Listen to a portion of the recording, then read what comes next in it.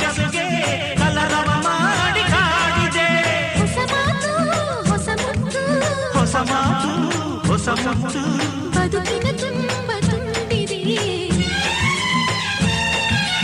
ಅಂಬರ ಚುಂಬಿತ ಅಂಬರ ಚುಂಬಿತ ಅಂಬರ ಚುಂಬಿತ ಪ್ರೇಮ ಪ್ರೇಮ ನಿರ್ಮಲ ಮನಸ್ಸಿನ ಕಾವ್ಯ ಇದು ಕವಿಮ